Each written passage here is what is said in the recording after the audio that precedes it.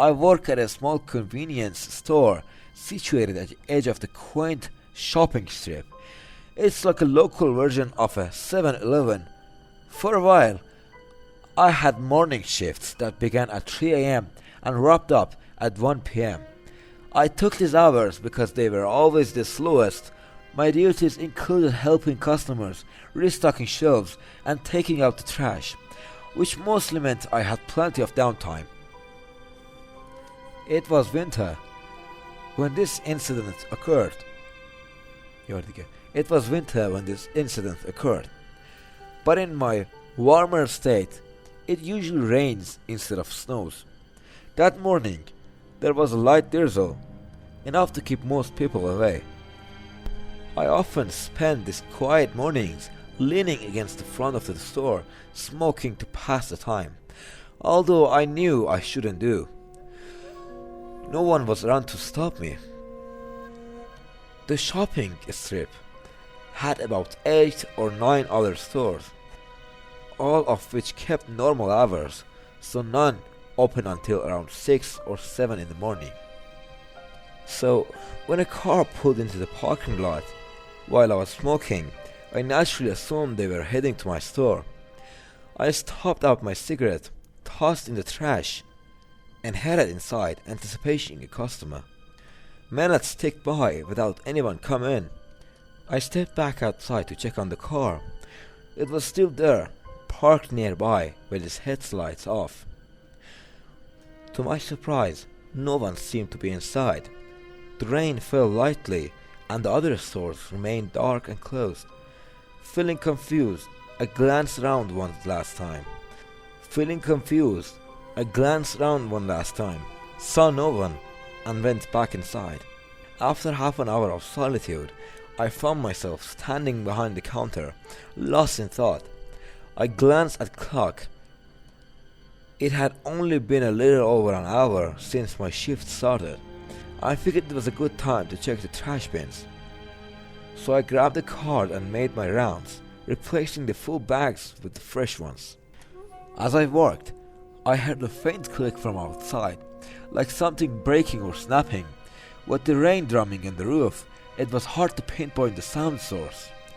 But it didn't seem significant, just one of those odd noises buildings make.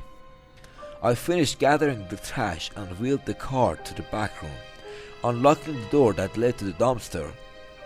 Sighing, I noticed that the rain had intensified. Perfect timing, right? I pushed the cart through the downpour to the dumpster, tossed in the trash, and turned head back inside when something caught my eye. The door to the store next door was ajar. I had never seen anyone there before 6. Curiosity got the better of me, and I returned to my store to escape the rain. I peeked at the neighboring store's door. All lights were off, and it appeared locked and empty, just as it always was in the hours.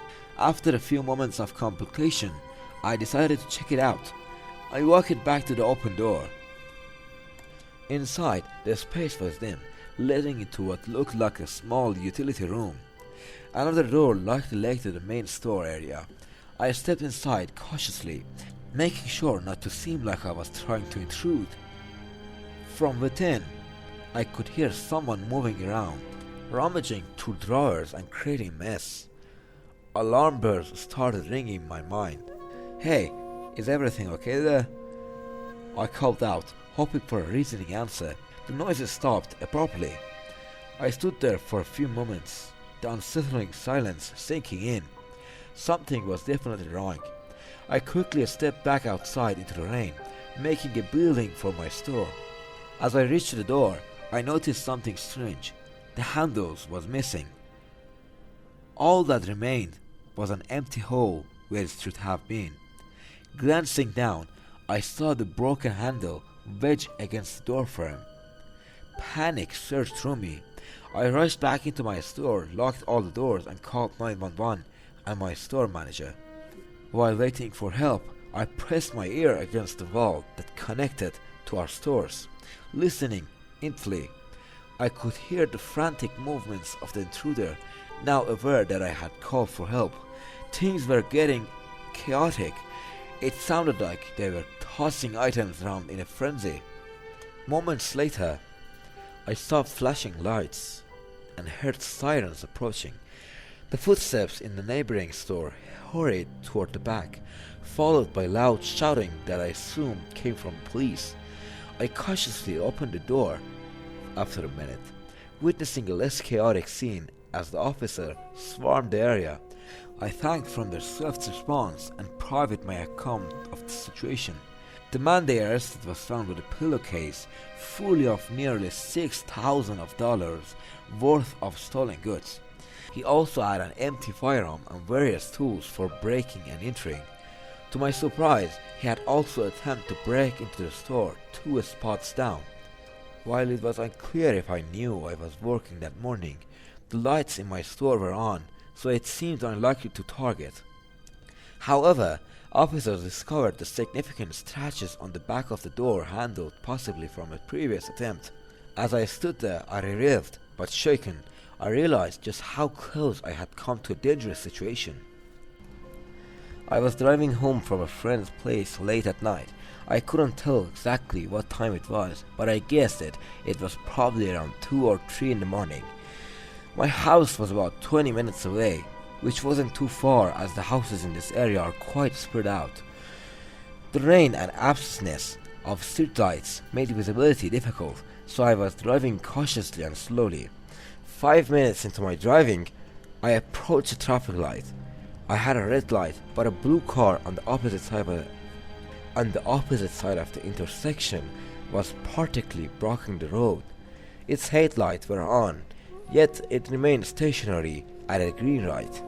I couldn't tell if there was something wrong or if the driver might be asleep. When the lights changed, I cautiously moved forward, maneuvering around the car.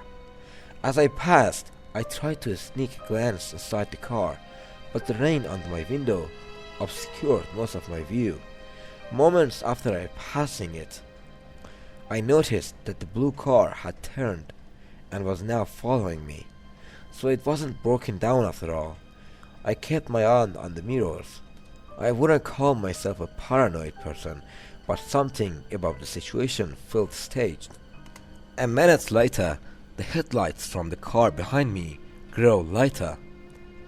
A minute later, the headlights from the car behind me grew brighter, closing in to what felt like just a few feet from my bumper. In weather like this, that made me extremely uncomfortable. I looked back at the road, but then noticed a small light flickering on my dashboard. It was a warning that one of my tires was low on air. That was a common signal, but it seemed oddly timed given the circumstances. I glanced back at my mirror and saw the car still tailing me, its headlights so bright that I could barely see the actual vehicle. I was only 4 or 5 minutes from home, nearing the entrance to my neighborhood, when my dashboard started flashing again. This time it was a flat tire alert. My stomach dropped as I put everything together. I was almost certain that the car behind me had done something. I drove for another minute, hoping to get closer to home, but I could feel my car sinking to left. I was partially driving on the same rims at that point. I had no choice but to pull over, and the car behind me did the same. I should have called someone immediately after parking, but I was so fixated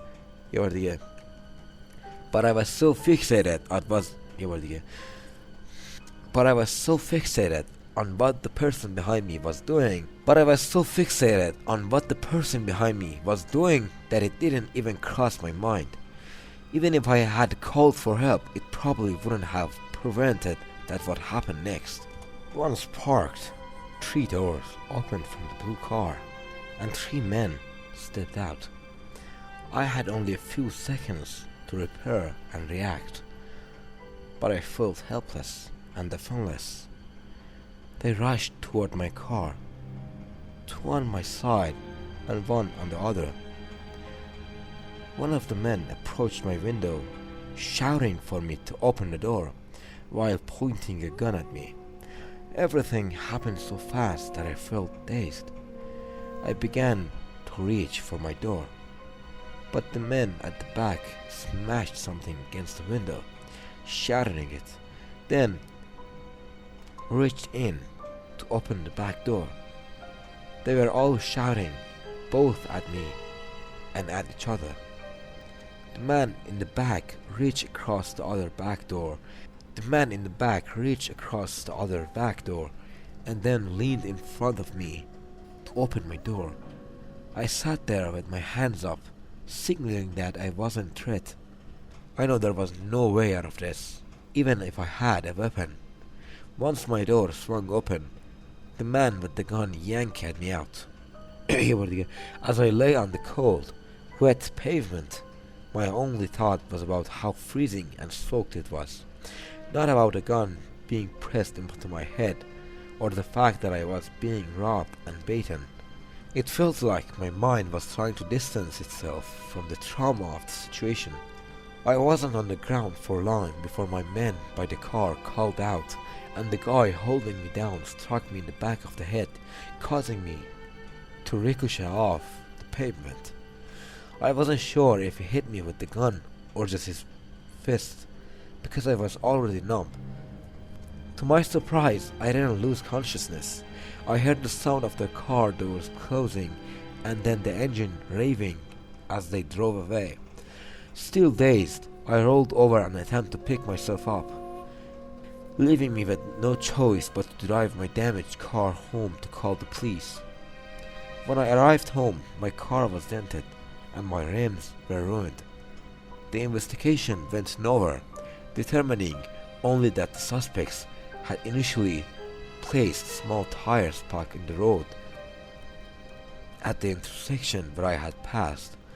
I was lucky to have hit only one spike, and I was grateful that the damage wasn't worse than it could have been. It seemed they had planned to ambush me as soon as I hit the trap, but at the end, it didn't make a difference.